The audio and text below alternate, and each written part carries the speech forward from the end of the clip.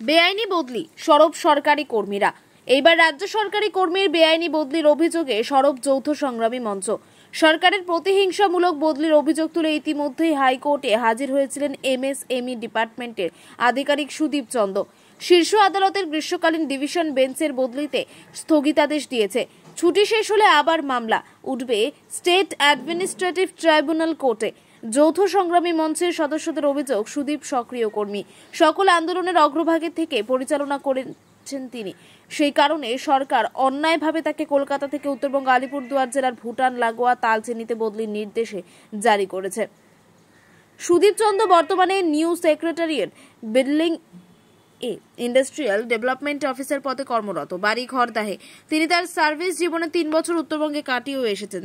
তাছাড়া তার সমান কোনো আধিকারিকের বদলি হয়নি ওই সরকারি কর্মী ছাড়া। ফলে সুদীপের বদলি বেআইনি, প্রতিহিংসা আর শাস্তিমূলক বদলি। উল্লেখ্য, গত সপ্তাহে জুনিয়র ডাক্তারেরা বেআইনি বদলির অভিযোগ তুলে ধর্নায় বসেছিলেন স্বাস্থ্য ভবনে। পেনশনে পাঠিয়ে দেবো, অর্থাৎ তার চাকরি জীবনে ব্রেক সার্ভিস করবার চেষ্টা করছে এই নির্লজ্জ সরকার। এমনি না পেরে, যুক্তিতে না পেরে ওইভাবে কায়দা করে, কিন্তু সেটিও আদালতে তাদের সেই অসৎ উদ্দেশ্য সফল হয়নি।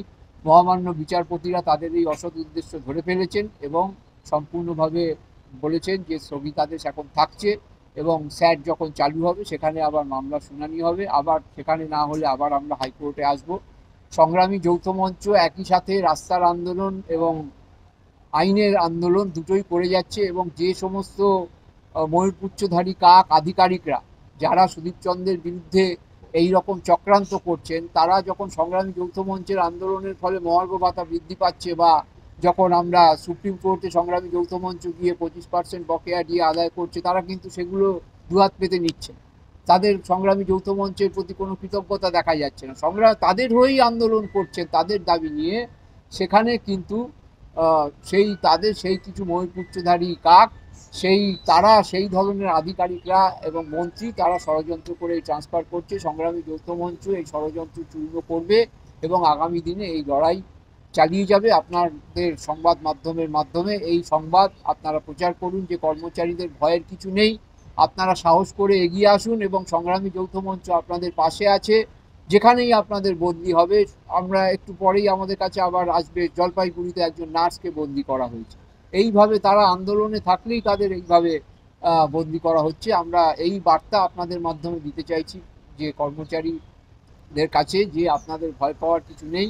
এই ধরনের কোনো বেআইনি বদলি হলে, এই ধরনের কোনো প্রতিহিংসামূলক বদলি হলে তখনই সংগ্রামী যৌথ মঞ্চ আপনার পাশে রাস্তার লড়াই এবং আইনি লড়াইয়ে থাকবে। এবং সংগ্রামী যৌথ মঞ্চ চিফ সেক্রেটারিকে চিঠি দিচ্ছে যে একটি সুষ্ঠু ট্রান্সফার নীতি, সুষ্ঠু বদলি নীতি চালু করার জন্য। যেভাবে রাষ্ট্রায়ত্ত সংস্থা ব্যাংকে আছে বা অন্যান্য রাষ্ট্রায়ত্ত সংস্থায় আছে বা কেন্দ্রীয় সরকারেরও আছে, বিভিন্ন রাজ্য সরকারের আছে, এই রাজ্যে যে সুষ্ঠু বদলি নীতি নেই, সবার ক্ষেত্রে কিছু কিছু ক্ষেত্রে বিভিন্ন জায়গায় আছে, এখানে নেই।